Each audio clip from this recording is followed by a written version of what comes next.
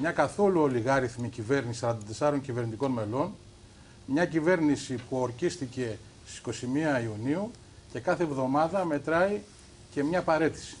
Αυτή στην ουσία είναι μια κυβέρνηση fame story που κάθε εβδομάδα αποχωρεί και ένας από τους παίχτες της. Είναι μια κυβέρνηση reality και δυστυχώς αυτό το reality... Ένας αποχώρησε με παραίτηση, ο άλλος είχε πρόβλημα. Βεβαίως. Αλλά σκεφτείτε τώρα, ένας που δέχεται, είναι ότι δέχεται να γίνει υπουργός, να πει σε μια κυβέρνηση και σε μια εβδομάδα, σε 2 μέρες παραιτείται, δεν είναι αξιόπιστος.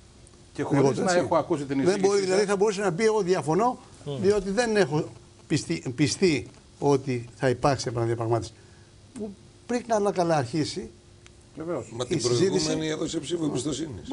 Εγώ θα συμφωνήσω απόλυτα. Τη βραδιά, το βράδυ ψηφίζει, στις 12 τη νύχτα ψηφίζει και το πρωί σε 8 έχει δώσει ήδη την παραίτηση. Τι ψήφισε. Θα συμφωνήσω απόλυτα με την πρόβλεψή σας ότι η επόμενη στη λίστα των παραιτήσεων είναι η κυρία Σκοπούλη.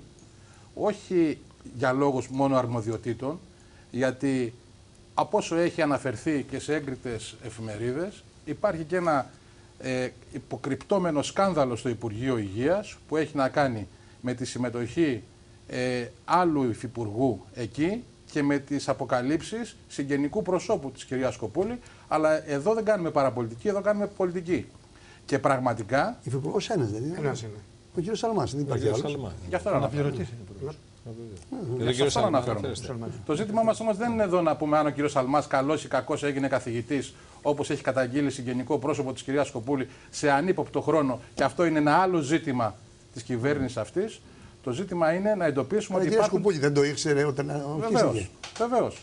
Αυτό ας ερωτηθεί η κυρία Σκοπούλη και η αποτελεσματικότητα μιας κυβέρνησης που μόνο συγκολητικό μέσον έχει τη διαχείριση της εξουσίας και την πλήρη υποταγή στα μνημόνια και τις συμφωνίες των δανειστών. Από εκεί και μετά, όσον αφορά για τον κύριο Νικολόπουλο, τον οποίο εγώ δεν έχω καμία σκοπιμότητα και διάθεση να υπερασπιστώ, θα ήθελα να σας διαβάσω 2 ζητήματα, 2 παραγράφους, μάλλον 2 σειρές από την επιστολή του. Τα πράγματα, απευθυνόμενο στον Πρωθυπουργό, παίρνουν εντελώς διαφορετική τροπή από αυτή που προεκλογικά σχεδιάσαμε και στηρίξαμε ενώπιον του λαού. Άρα λοιπόν, εδώ αποκαλύπτεται μετά την επίσκεψη της Τρόικας των εκπροσώπων αυτών στο Υπουργείο, μεταβάλλουν επιταχύρω τη ζωή των Ελλήνων. Εγώ να δεχτώ ότι σωστά. Δεν παραιτήθηκε αμέσως την βραδιά. Και παράλληλα, οι εκπρόσωποι των δανειστών ουδόλως προτίθενται να επαναδιαπραγματευτούν τα εργασιακά, ασφαλιστικά και προνοιακά ζητήματα, ούτε έστω κάποιες πτυχές τους. Εγώ δεν θα κατατάξω τον κύριο Νικολόπουλο στη λαϊκή δεξιά, πράγμα σπάνιο για τη Νέα Δημοκρατία που αυτή τη στιγμή εκπροσωπεί μόνο τις δυνάμεις του νεοφιλελευθερισμού και τις δυνάμεις της πολιτικής άνοιξης και τις δυνάμεις οι οποίες στόχο έχουν τη διαχείριση της εξουσίας και στόχο έχουν την πλήρη υποταγή στο μνημόνιο. Άρα λοιπόν ας μην μιλήσουμε για λαϊκή δεξιά. Από τους βουλευτές όμως τα μέλη των ανεξαρτήτων Ελλήνων μετήχαν σε αυτό το κόμμα. Βεβαίως και μετήχαν. Και αυτό θα δείτε ότι θα αποτελέσει απαρχή εξελίξεων.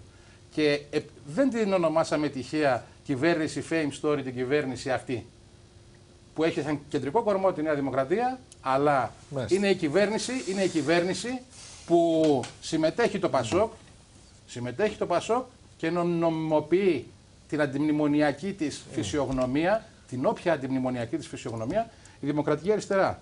Μίλησε ο κύριος Αγιάσογλου, ο αγαπητός φίλος Στέφανος, με τον οποίο γνωριζόμαστε πολλά χρόνια και είναι αξιόλογος τέλεχος στον χώρο της Νέας Δημοκρατίας, ότι δώσαμε δείγματα αναξιοπιστίας σαν χώρα. Ποιοι έδωσαν, αγαπητέ φίλε Στέφανε, δείγματα αναξιοπιστίας? Δεν έδωσαν δείγματα αναξιοπιστίας στην Ευρώπη αυτού που προχθές οι βουλευτές της Νέας Δημοκρατίας κατά τη διάρκεια των προγραμματικών δηλώσεων χειροκροτούσαν όταν τελείωσε ο κύριος Βενιζέλος στην τοποθέτησή του? Με αυτούς τους αναξιόπιστους δεν συνεργάζεστε? Με αυτές τις πολιτικές, τις κοινές πολιτικές που γεννάνε την εξαθλίωση για το λαό, την αυτοκτονία για τους απελπισμένους, την ύφεση για την οικονομία, την ξενιτιά για τη νέα γενιά, τα χαράσια και τους νέους φόρους, τα λογέτα και την ανεργία. Αυτές τις πολιτικές δεν ακολουθείτε αυτή τη στιγμή? Θα απαντήσετε μετά να πάμε στον κύριο Οικονόμου. Πάντως, αν έπρεπε. 3 εναντίον 1. 2. Τώρα Όχι, δύο, υπάρχει και άλλο μέλος στην κυβέρνηση. Αν έγραφα πάντως με το Δημήτρη εδώ, έγραφα ένα παραπολιτικό, θα βλέπαμε λίγο το σφιχταγκάλιασμα ή μάλλον τη θετική διάθεση του κ. Αναγνωστάκου για τον κ. Νικολόπουλο. Πολλά έχουν σημασία του στον ευρύτερο χώρο της πολυκατοικίας. Και το δεύτερο, αρχίζουν τα πρώτα πειρά, κύριε Οικονόμου, που δέχεστε γιατί συμμετέχετε στην κυβέρνηση. Το είπε ο κ. Βαρεμένος από λίγο. Έτσι είναι. Και ο κ. Αναγνωστάκος το είπε. Πειρά μπορεί να ρίχνονται και τουλάχιστον να έχουν μέσα. Για να είναι τρακατούργιες. Όχι, έτσι. Ακούστε. Λοιπόν. Η Δημοκρατική Αριστερά και τον Μάιο και τον Ιούνιο στις εκλογές κατέθεσε την πρότασή της και την άποψή της. Ήταν ολοφάνερη. Όταν οι άλλοι κραυγάζαν και είχαν πυροτεχνήματα πολιτικά, εμείς εξηγούσαμε τι θέλουμε να πούμε με την απαγκίστρωση από το μνημόνιο και με την επαναδιαπραγμάτευση των μνημονίων. Δεν κοροϊδέψαμε κανένα, δεν είπαμε τίποτα παραπάνω από όσα είπαμε στις εκλογές, μετά τις εκλογές. Και αυτό είναι μεγάλο πρόβλημα για πάρα πολλούς. Γιατί πολλοί αλλάζουν κάθε εβδομάδα ή κάθε 2 εβδομάδες την άποψή τους. Εμείς λοιπόν είμαστε πολύ σταθεροί. Τι είπαμε, επαναδιαπραγμάτευση του μνημονίου για να μπορέσουμε να απαγκιστρώσουμε τη χώρα από αυτό το καθεστώς. Πότε, πόσες δυνατότητες έχουμε. Εμείς λέμε ρεαλιστικά ότι μπορεί να γίνει αυτό σε 2 με 3 χρόνια. Θα το δείξει η ζωή. Εμείς τέτοιο πλάνο είχαμε βάλει. Υπάρχει μια κυβέρνηση επιτέλους. Αν κάποιοι θέλουν να μην υπήρχε κυβέρνηση, να ξαναπηγαίναμε σε τρίτες εκλογές, τέταρτες εκλογές και αντί να κάνουμε, γιατί άκουσα πολύ εύστοχο αυτό το περί fame story, αλλά θα μπορούσαμε να κάνουμε κάθε μήνα ένα fame story και μια τέτοια παράτα και να γίνουμε ένα κράτος και ένα έθνος γελίων. Όμως, αν θέλαμε κυβέρνηση, υπάρχει ένα σχέδιο δυνάμεων οι οποίες τουλάχιστον σε μήνυμο βαθμό έχουν συμφωνήσει. Οι προγραμματικές δηλώσεις αλλά και η προγραμματική συμφωνία. Η Δημοκρατική Αριστερά έβαλε τις θέσεις της μέσα. Αν είναι κατά όνομα ή κατά ουσία ή κατά βάση ή κατά αέρα αντιμνημονιακή δύναμη, δεν μας ενδιαφέρει κανένας χαρακτηρισμός από κανέναν. Εμείς έχουμε τις θέσεις μας. Οι θέσεις μας είναι πολύ συγκεκριμένες.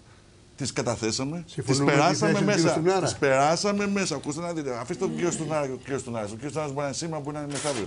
Η κυβέρνηση είναι μία. Δεν είναι προσωπικά ο κύριος Στουνάρας. Ακούστε εδώ, δεν θα κάνουμε διαγωνισμό φιλίας και συμπάθειας. Υπάρχει κυβέρνηση. Υπάρχει κυβέρνηση, κύριε Κουρί, η οποία έχει συμφωνήσει και 3 δυνάμεις, οι οποίες έχουν συμφωνήσει σε ένα προγραμματικό πλαίσιο.